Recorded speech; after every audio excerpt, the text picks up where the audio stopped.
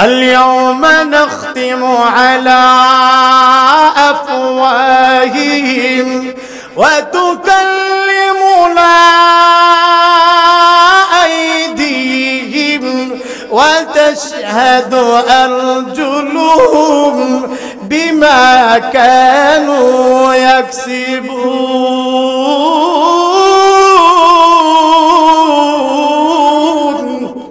আল্লাহ বলেন সেদিন নাখতিমু আলা আফওয়াহিহিম তাদের জবানে তালা লাগিয়ে দেওয়া হবে আর ওয়াতুকাল্লিমুনা আইদিহিম তাদের হাত কথা বলবে ওয়াতাশহাদু আরজুলুহুম তাদের পা সাক্ষ্য দিবে আল্লাহ তোমার এই বান্দা তোমার এই বান্দিটা এই হাতটা দিয়ে না গুনাহ করেছে এই পাটা দিয়ে গুনার কাজের দিকে হেঁটে গিয়েছে আর যদি নেক কাজ করি তবে আমাদের হাত পা অঙ্গ প্রত্যঙ্গ সাক্ষ্য দিবে যে হাতটা দিয়া মানুষের উপকার করেছেন যে হাতটা দিয়া আল্লাহর ঘরে দান করেছেন যে হাতটা দিয়া নামাজ আদায় করেছেন এই হাত আপনার পক্ষে কিয়ামতের দিন সাক্ষ্য দিবে ইনশাআল্লাহ আল্লাহ আমাদের তৌফিক দেন বলেন না আমিন তুমি রহমান তুমি মেহেরবান অন্ধ গাহে না শুধু তোমারই গুণগান বুঝেও বুঝে না তবু শান তুমি রহমান তুমি মেহেরবান বলেন না তুমি রহমান তুমি জনম জনম যদি গাহি তোমার মহিমা গাওয়া শেষ হবে নাই দয়া করো মায়া করো ওহে দয়াবান তুমি রহমান তুমি মেহেরবান অন্ধ গাহে না শুধু তোমারই গুণগান বুঝেও বুঝে না তবু শান তুমি রহমান তুমি মেহেরবান আল্লাহ দয়া করে আমাদের মাফ করে দিন আমিন দুইটা হাদিস পড়েছি একটা হাদিস পড়েছি আল্লাহর রাসূল বলেন তারাকতু ফিকুম আমরাইন দুটা জিনিস তোমাদের মধ্যে রেখে যাই যদি আঁকড়ে ধরতে পারো মজবুত করে ধরতে পারো দেখেন এই যে একটা টিস্যু আমি এখানে রাখলাম এটাকে ধরলাম এটাকে বলে ধরা আর একটা হচ্ছে আঁকড়ে ধরা এই যে শক্ত করে মজবুত করে আমি ধরলাম এটাকে বলে আঁকড়ে ধরা তো ধরা এক জিনিস আঁকড়ে ধরা আরেক জিনিস রাসূল বলেন যে আঁকড়ে ধরো মানে ধরার মতো শক্ত করে ধরো লান তাদিল্লু মা তামাসসাকতুম বিহিমা তোমরা কখনো পথভ্রষ্ট হইবা না ভালো করে আঁকড়ে ধরলে এক কিতাব আল্লাহ আল্লাহর কিতাব তথা কোরআন দুই ওয়া সুন্নাত রাসূলি আমি নবীর সুন্নাত এবং কোরআনকে যদি আঁকড়ে ধরতে পারো ইনশাআল্লাহ কখনোই তোমরা পথভ্রষ্ট হইবা না তাহলে কোরআন এবং রাসূলের সুন্নাতকে মজবুত করে ধরবো রমাদান সামনে আমাদের দৌড় গড়ায় রমাদানের প্রতিটা সেকেন্ড প্রতিটা মুহূর্ত বড় দামি আল্লাহর কাছে এক একটা রাত রমাদানের প্রতিটি রাত যেন লাইলাতুল কদর সমতুল্য সুবহানাল্লাহ প্রতিটা রাত লাইলাতুল কদর সমতুল্য রমাদানের প্রতিটা মিনিট সেকেন্ড আল্লাহর কাছে বড় দামি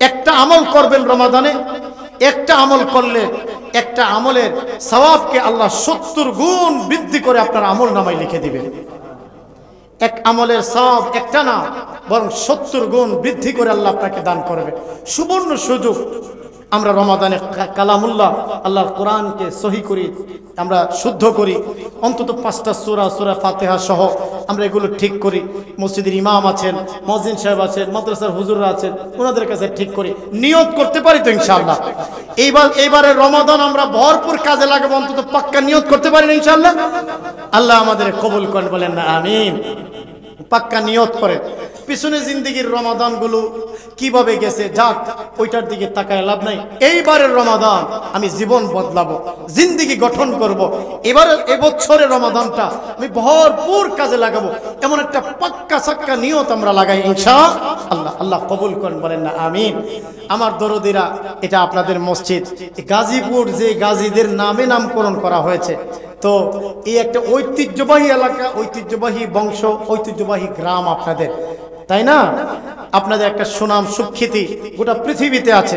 মানে গাজীপুর জেলার নাম, পৃথিবীর এমন কোনো জায়গা নাই যে গাজীপুর জেলার নাম জানে না। কথা বলেন ঠিক না বেঠিক? এটা একটা ঐতিহ্যবাহী জেলা এবং এই জেলাটার নামকরণ আপনাদের গাজীদের নামে হয়েছে।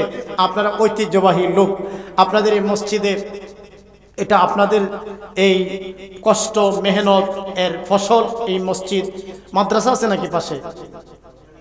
ফুরকানিয়া মাদ্রাসা মক্তব। তো এখন এই মসজিদের জন্য, ফুরকানিয়া মক্তবের জন্য প্রথম কথা আপনারা আপনাদের বাচ্চাদেরকে অবশ্যই দিবেন। দরদিরা মনে কষ্ট নিয়েন না। আমাদের বড় লোকরা, অনেক যারা ধনী ব্যক্তি, বেশিরভাগ ধনীরা নিজেদের সন্তানদেরকে কোরআনের শিক্ষা থেকে দূরে রাখে। আমি জানি না আপনাদের গাজীপুরের হালত, আমি আমার খিলক্ষেতের কথা বলছি। ধনীর বাচ্চারা আসে না, গরিবের বাচ্চারা বেশি আসে মক্তবগুলোতে। কেন? ধনীদের সন্তানদেরকে কোরআন শেখার দরকার নাই? আপনার সন্তানকে যদি আপনি কোরআন না শেখান, দিন না শেখান, আটকায় দিবে আপনাকে আটকায় দিবে।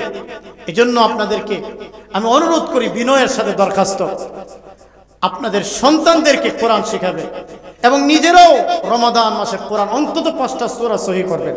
আল্লাহ তৌফিক দেন। আর এই মসজিদের জন্য আমি শুনেছি ভাইজান বলেছে যে আলহামদুলিল্লাহ হুজুর, আমাদের এখানে লোক কম কিন্তু তাদের দিলটা অনেক বড়, তাদের শরীর থেকে মন বড়। আমি ওনার কথাই বুঝতে পারছি যে আপনাদের শরীর থেকে মনটা বড়। আপনারা অনেক অনুদান দিয়ে থাকেন, যার ফলে অল্প মহল্লা, ছোট কম মানুষের ভিতরে আলহামদুলিল্লাহ আপনাদের এত সুন্দর মসজিদ।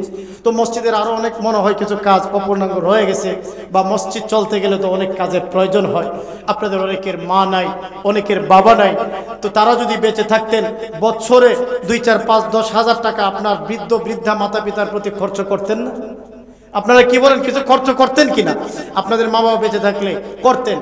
তো তাদের জন্য নিয়ত করে আপনি আল্লাহর ঘরে দিবেন, ইনশাআল্লাহ তারা পেয়ে যাবে।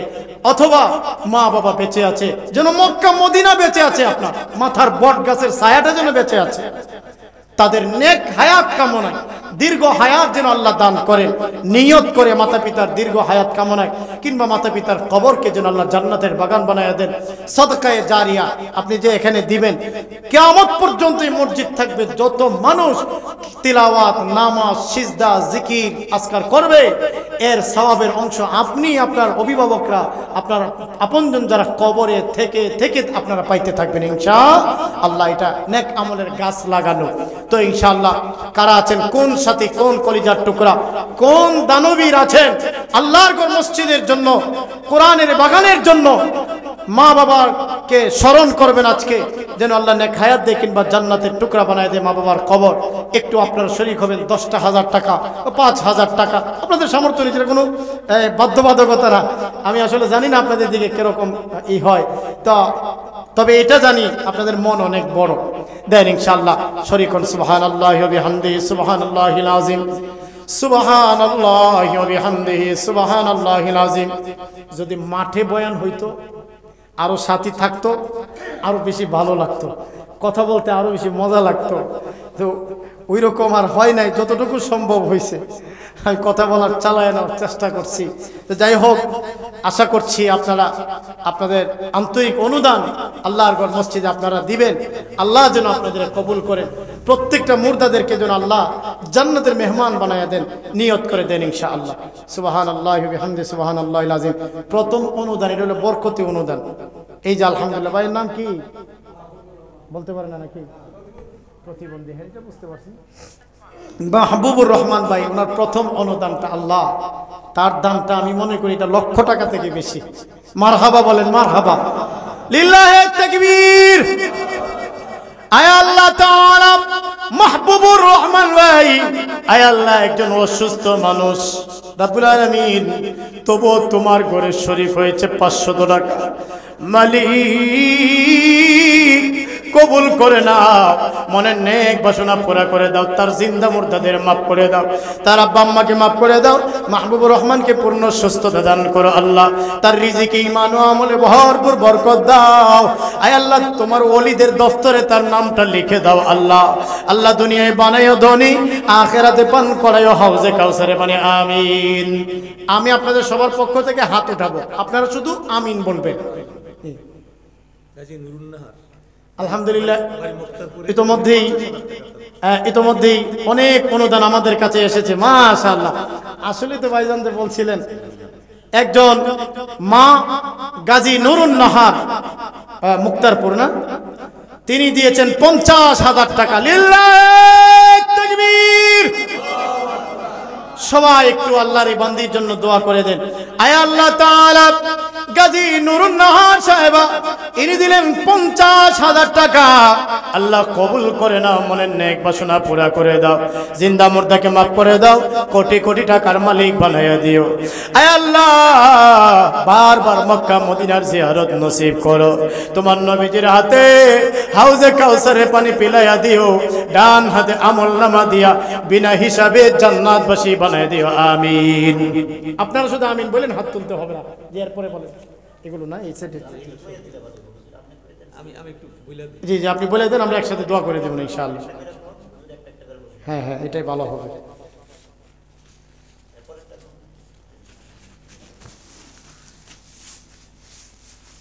গাজী রোকন 500 টাকা, গাজী মহসিন মাইক দিয়ে বলেন।